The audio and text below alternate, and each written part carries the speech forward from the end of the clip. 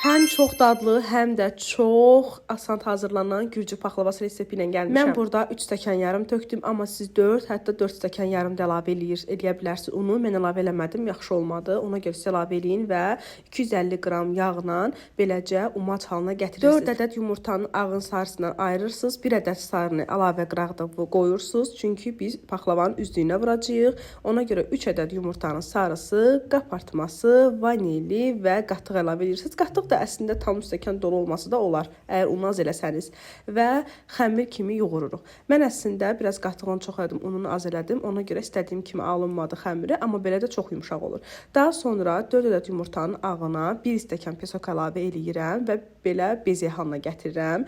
Mütləq ki, bunun ən püf nöqtəsi yumşaq düşməni istəyirsinizsə, belə içiliyi bir-birinə qatın.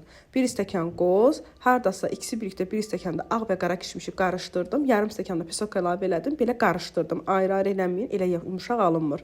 Və çalışın ki, bezəyinizdə biraz duru alınsın, lap qatı alınmasın. Nəysə ki, xəmiri 3 yerə böldüm, amma xəmirin hissələri balaca olduğuna görə, tavam da böyük olduğuna görə gərək biraz unu çox eləyərdim. Belə alt xəmiri yaxşı yayıb düzəldə bildim, amma üstünə artıq bezə içliyi olduğuna görə istədiyim kimi forma verə bilmədim. Çünki xəmirlərim balacaydı. Bu ikinci qatına da eyni həmin qaydada həm də içliyim dəhşət çox idi. Çox əlavə eləmişdim hər şeyi.